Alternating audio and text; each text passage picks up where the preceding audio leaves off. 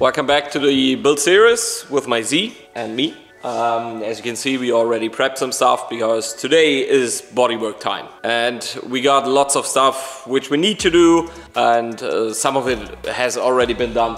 One of the main parts, the chassis has gotten quite expensive and you can't get any body panels for it, at least if they're not rusted to hell. So I decided to do some molds on the rear fenders just to be on the safe side, because it is a drift car, it will have some accident at some point, it already had, and the rear panels are the only ones that I can't just bolt off another car when I find one. You can get the doors, you can get the front wings, but you need a whole chassis for the rear fenders, and they're not available and they're horribly expensive, so I want to do it in fiberglass. What we already do, we will replace the carbon windows, because they weren't painted in the first place, and yeah, the carbon degraded quite a bit. They're already there.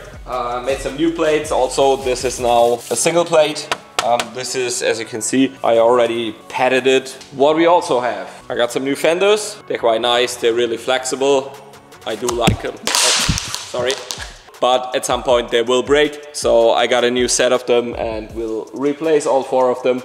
You will now see a time lapse of me doing this, most probably.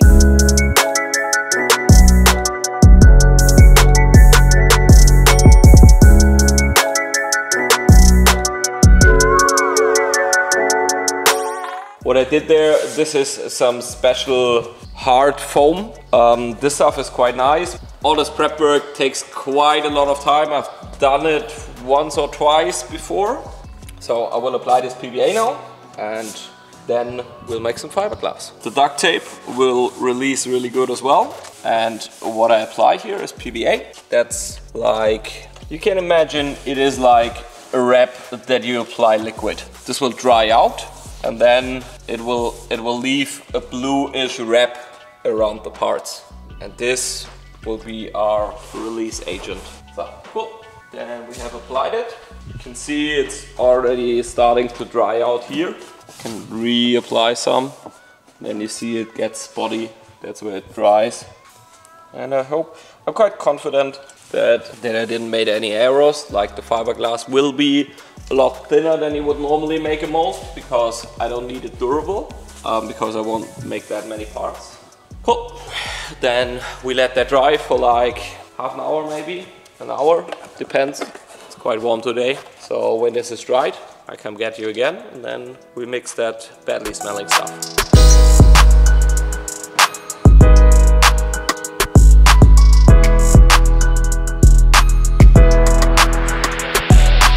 This one is fully dried now. You can see a blue shimmer, especially here. So now, first of all, we need some gel coat. Gel coat is like just fiberglass resin with some minerals in them. This will be the first layer. This will be the contact layer. Like, we put one layer of this stuff all over this, then laminate like, I think 3 or 4 layers over it, and then it should be fine. Yeah, I want to make it a bit less than a kilo. With this stuff, it's better to mix twice. How much do you need actually? I'm not quite sure. I think I will go for around 600 grams per side. Like, just a 2 to 3 mil basic layer of this stuff will do. It needs to cover it. It just makes the surface better. Well, that was not enough. We go for a bit more. Like, I got 1/2 and maybe a 1/3. It's just make sure. It's better to mix twice or mix 3 times than do it in one hit, because the stuff has like, I think 15 to 30 minutes in which it can stay liquid. Then it starts solidifying, and then you shouldn't use it anymore. As you can see, what you want to have, you want to avoid all of those high spots. Like, make it just nice, even. Make sure that you don't make it too thick.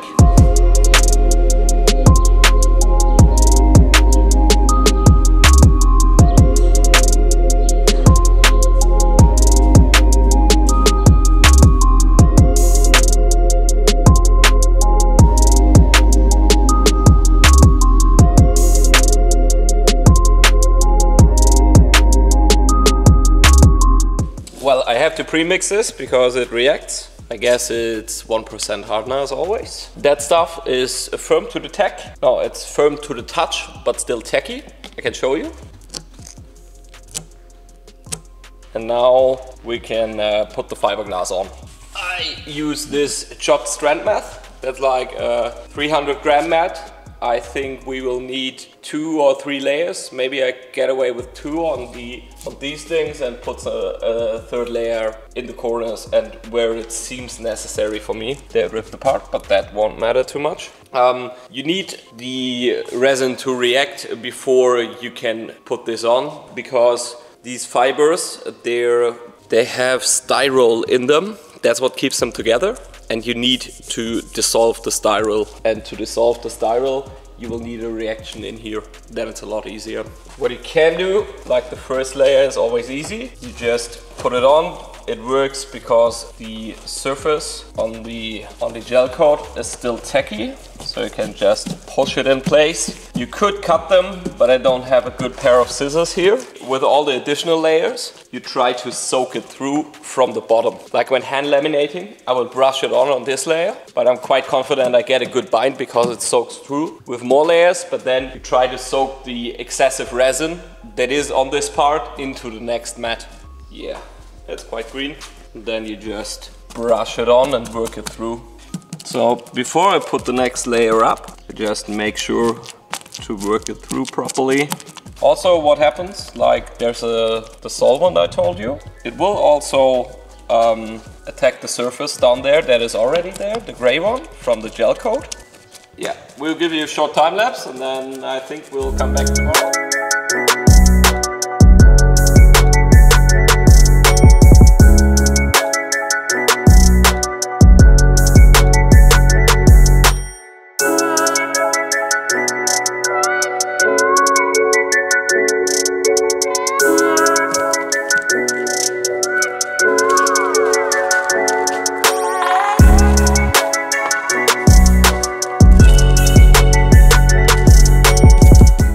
One of the points I didn't talk about yesterday, or I think I did. If you mix too much resin, it's an exotherm reaction, so it will heat up.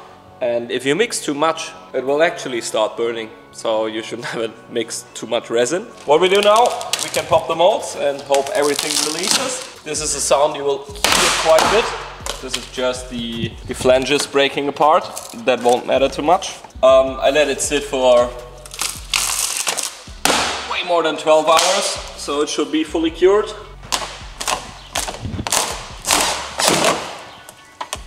There we go. Great. Oh, quite glad that worked. Now let's take a look. Okay, very well.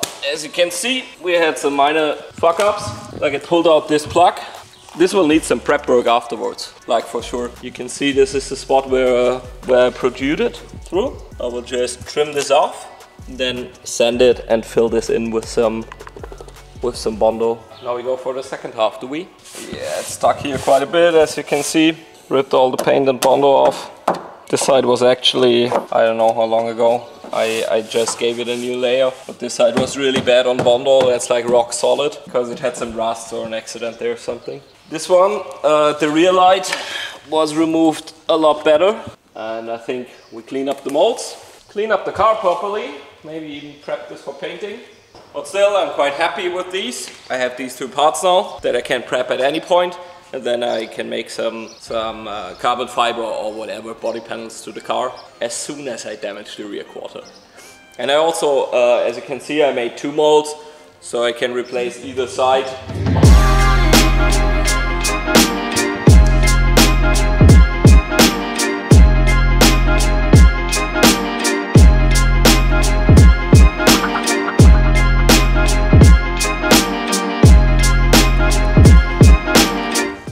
Just cut up, I just put the main of the wax off, and then I already cut the first form.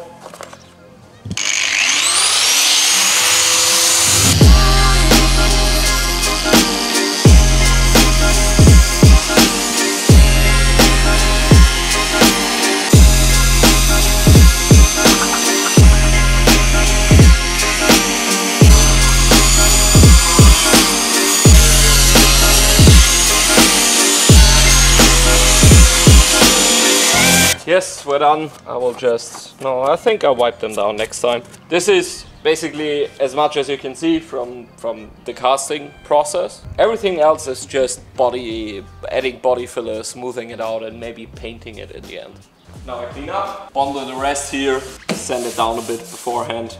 And then we put on the nice fenders after I cleaned everything up. By that, the carbon fiber parts should be here as well and painted. And then I can present you the car in the state it should be always.